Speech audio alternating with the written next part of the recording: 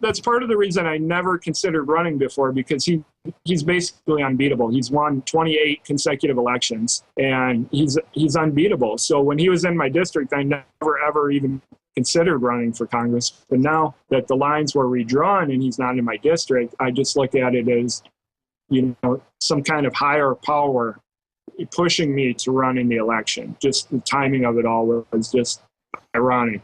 Well, now is the time. People need to get in there and support you. Kurt, I want to get you on the radio show itself as soon as possible to recap everything that's happened, the false flag event you witnessed. But you know, my main reason that I want you to recap all of that, you know, briefly here today, but also on the radio, is because this is an example of people that are informed, people who've been listeners of my show, but also informed in their own right, being eyes and ears when there's false flags. I know this is intimidating the system. This is making them think twice before they stage some new event. They now know we're looking for false flag or staged inside jobs. They know we're looking for that now. Can you speak to that? Well, Alex, I would never be in this position if I wasn't involved in a false terrorist attack. Honestly, you know, that's what opened my eyes.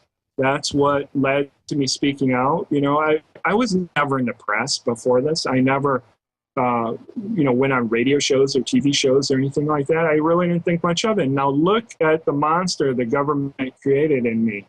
You know, the headache I caused them throughout the underwear bomber case, going to the hearing, speaking at the sentencing, speaking on TV, speaking on radio, changing minds. And now I'm taking it one step further, and without me being involved in that case, I would never have run for Congress at all. And look at the monster they've created. Now they have to go to the extent of trying to recruit someone from the other party who lives out of the district to move in the district and run against me. I mean, look at the mess they're causing themselves. And think of how many people have woken up to this kind of nonsense because of my story. It has to be millions, I would think. So, you know, does that answer your question, Alex? Yes, I think it does. Hundreds of thousands of us, or millions of us, just putting up a yard sign, calling talk radio, being involved, running for Congress, running for mayor, running for county commissioner, running for select man or person. All of that, we can literally just culture jam the entire spectrum and overthrow the false media, the false system, and restore the republic. And in my own life, I'm not perfect. I don't have all the answers, but I've got energy and action and common sense, and I have reached hundreds of millions of people on my YouTube channel alone. XM Radio, over 100 affiliates, millions of listeners a day, causing huge issues for the establishment. And there's other people out there more eloquent than I. It's all about everybody trying. And we'll all get better in the fight, and some of us will win immediately. Others will have success down the road. But regardless, we die on our feet instead of on our knees. Yeah, you know, and you know what we all have in common is that we want the Constitution upheld, and we want people in Congress that will uphold the Constitution. And that's, you know, regardless of your other views, we need to only vote for candidates that will actually uphold the Constitution. And you know, that should be the number one priority of everyone when they're actually going out to vote. Who will uphold the Constitution? And it's that person that I should vote for. And that should be their number one issue for everybody, because without the country upholding the Constitution, there's nothing left of it. Kurt, in closing, recap, as if you were on national TV, which I guess in a way you are, for laymen out there in a 3-minute soundbite, what false flag terror is, what you witnessed, what you and your wife survived. Well, you know, Alex, again, I was just a regular person before all this happened to me. I was involved in what the media and government will tell you was a terrorist attack, but it was a terrorist attack that was aided and abetted by people in the intelligence community of the United States government. You know, as hard as that may be for some to swallow, I've proven it. I have all the evidence. You know, it took me a 2-year investigation to figure out exactly what happened there. And that's what happened. And, you know, just because I've actually proven the case doesn't mean that the media won't stop me from informing everyone of it. And that's been, another awakening that I've had, is that the mainstream media just won't tell everyone about what its government is doing to its citizens. And, I'm not saying the government tried to kill me, that.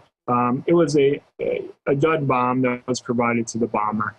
And it's because of this awakening that I've taken it upon myself to speak out for the truth and the people and the Constitution, and try and do what's right, and try and inform everyone about what's happened. And now, with the redrawing of the lines here in Michigan, the congressional district lines, I look at it as a higher power driving me to make this effort to get into Congress, to continue what I've been doing, speaking out for what's right, speaking out for the people, and speaking out for the Constitution of this country, before there's no Constitution left of it.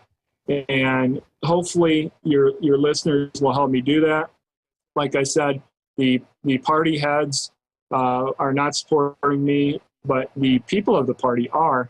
But because the party heads are not supporting me, I need contributions to fund my campaign and give me a legitimate shot. And your listeners can donate to me on kurthaskellforcongress.com, or like you said, just go on the internet and talk positively about me and my campaign, leave good messages on some of my videos, and tell others to vote for me and that sort of thing. So I'm doing my best, and hopefully your listeners will do their best in trying to make the country a better place. Kurt, one other point I wanted to raise, and that's the New York Times. I was blown away Saturday when I got up and was reading news, as I do, to my wife's chagrin when I do it 10 hours a day. And there was a headline, "Terrorist Plots Hatched by the FBI." And it goes on to admit what I've covered, what you've covered. It's not like they infiltrate bad groups. They go and lead white supremacists. They go and lead the new Black Panther Party saying, burn down Florida. They go, and it turned out the White House was involved in that. They go out and they create. I mean, they were running the Fort Hood killer and knew for 2 years and got him to do it. And we're all Lockie and all this. I mean, they are actually creating it, and most of the time finding people with 75, 80 IQs, serious, near mentally retarded level people. They are finding mentally ill people, getting them out of prison. I mean, I could go downtown and go, here's 10,000 to a homeless guy or a schizophrenic. Dress up in a military outfit, say on tape, you're going to blow up the Texas Capitol, and I'll give you $10,000. Hypothetically, of course, I wouldn't do that. They'll try to edit that and say I said it. And I could have not just them talk about it, I could give them a Moloff cocktail for 10 grand, they'd do it. So it's so evil. And of course, even Texas Monthly 12 years ago gave the FBI a bum steer award, finding these alcoholic Klan members who weren't even in the Klan in a trailer, who couldn't get out of bed once a week. They were so alcoholic with liver failure, all of it, and paid them tens of thousands to talk about it blowing up the White House and stuff. And I mean, it's fake. It's fake. Again, they're not infiltrating groups, which I would be fine if they thought a group was violent, find out what they're doing. They're not doing that. They're trying, just like the First World Trade Center, where they cooked the bomb, trained the driver, let them do the attack.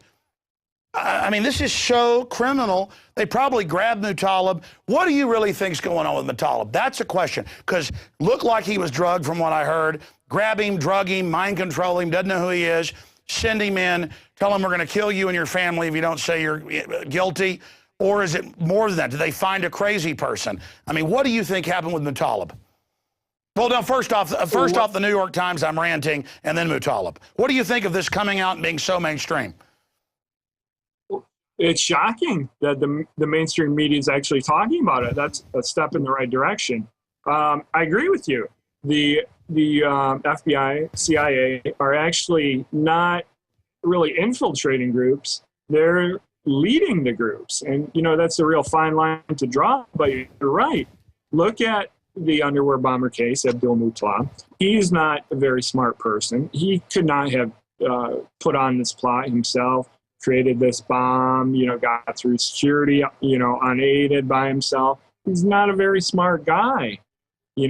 This plot would have never happened without some significant help from undercover intelligence agents. It just wouldn't. And we see it over and over again, plot by plot by plot. The mainstream media screams, oh, another terrorist attack. And then they don't talk about the FBI or CIA involvement in each plot. It's just terrorist attack. And then, 3 days later in small print at the bottom of an article, oh, but, everybody was safe and could not have been hurt because the FBI gave him, a defective bomb and therefore it was okay. Well, no, it's not okay.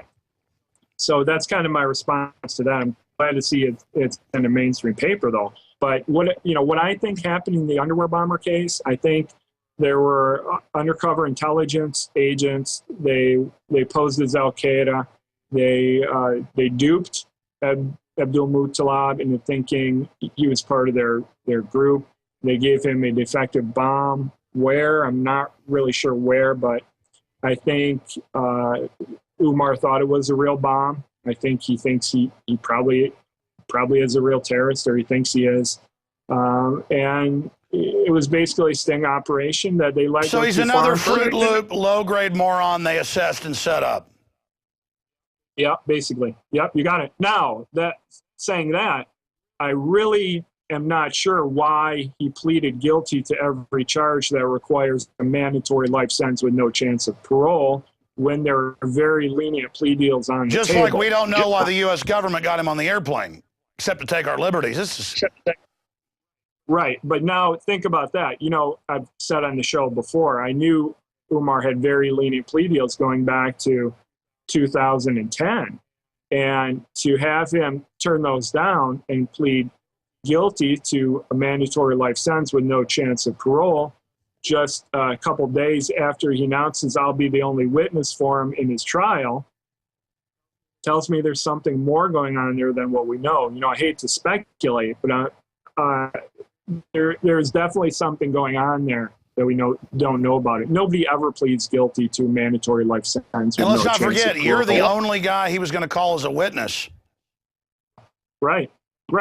Just a few days after he tells Judge Edmonds in open court that I'll be his only witness, look, here he is pleading guilty, knowing he'll go to prison for life with no chance of parole. What do you think that was about? Because we had all thought maybe that was a way to get lenience, threatening to bring you in, but then he just pleads guilty. I mean, do you think some other deal was made? Well, that was my thought too, that maybe it was for lenience, but the plea he made requires a mandatory life sentence. So there was not even a chance for leniency. So there's something more going on there, and I hate to speculate because people will say I'm some kind of crazy nut or whatever, but it's got to be either he's being threatened, was being tortured in prison, or he was promised something, or his family was threatened. I don't know though, but what else could it be? Do you have any ideas? Well, we know they torture people for fake confessions. They got KSM to confess to buildings that were bombed 4 years after he was in custody.